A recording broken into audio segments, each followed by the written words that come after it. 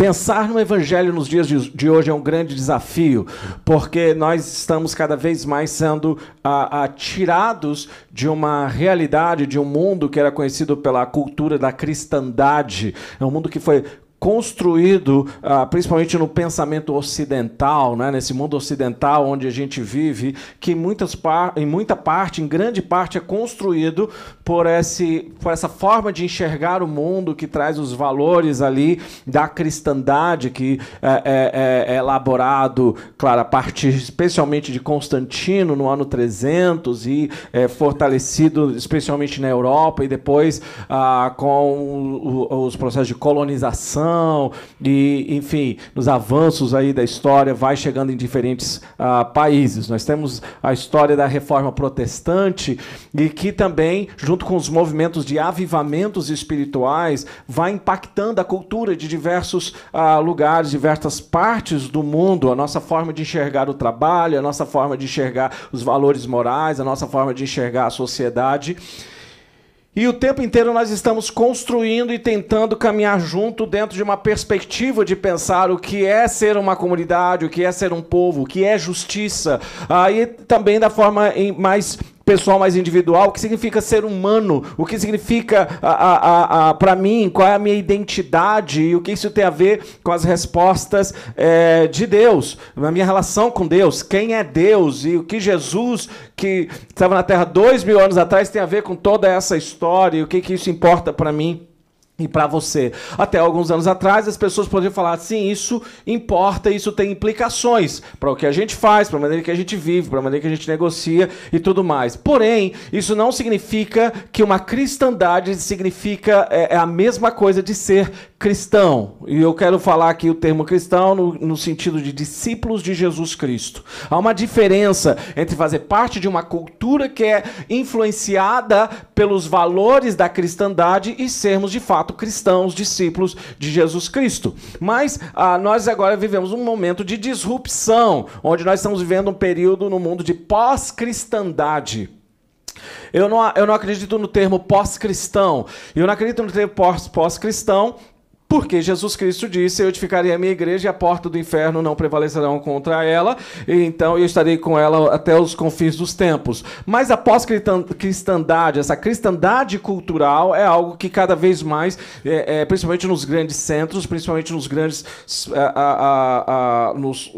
cidades, isso tem ficado mais pro passado. E a gente vai, então, entrar no processo de repensar e desconstruir.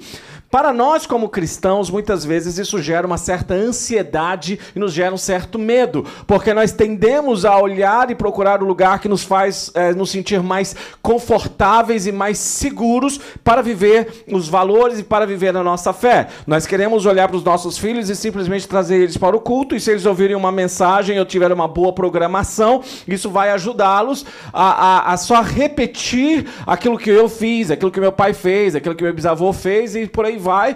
E isso nos leva também a olhar para a história num senso meio que negativo, olhando a história como uma ameaça para nós, e ao mesmo tempo olhar para o passado com quase que uma defesa sem nenhum tipo de crítica.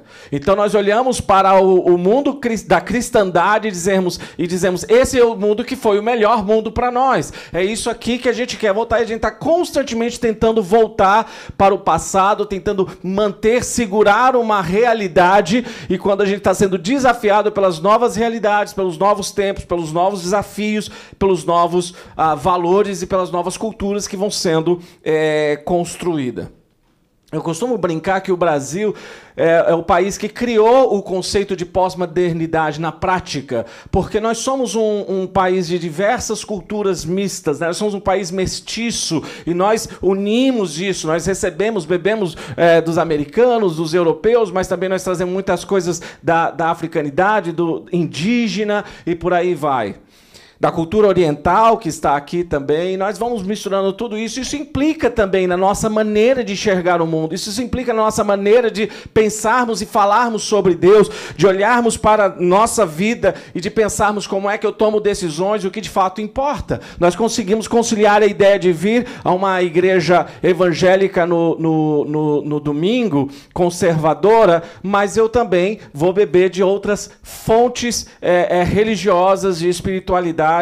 E para o brasileiro isso não tem muito conflito, mesmo que a gente tenha um discurso conservador, nós também temos uma cultura extremamente, por exemplo, sensualizada, onde a sensualidade sempre fez parte da nossa cultura, né? Se você parar para pensar, né, que a gente vai vendo todas as homenagens e as conversas sobre o Silvio Santos e sobre o que ele trouxe para o SBT, muita pessoa vai falar, olha, ele foi realmente que construiu a TV da família brasileira. Mas se você olha o que foi a TV da família brasileira nos anos 90, ela era extremamente sensualizada, extremamente exposta e traz um monte de coisa que talvez a gente quer esconder, mas a internet não deixa mais você esconder dos seus filhos, porque está tudo aí, né, exposto. Então nós criamos um ideal e falamos, esse aqui é o ideal de mundo. E nós tememos o futuro. O que o futuro vai nos trazer? Para onde nós estamos indo? Como cristãos, como é começar uma igreja num local, num bairro, numa comunidade, num ponto da nossa cidade, onde não tem, talvez, uma presença tão forte dessa cultura conservadora da cristandade, mas onde você tem um pensamento mais progressista em muitas áreas da sociedade.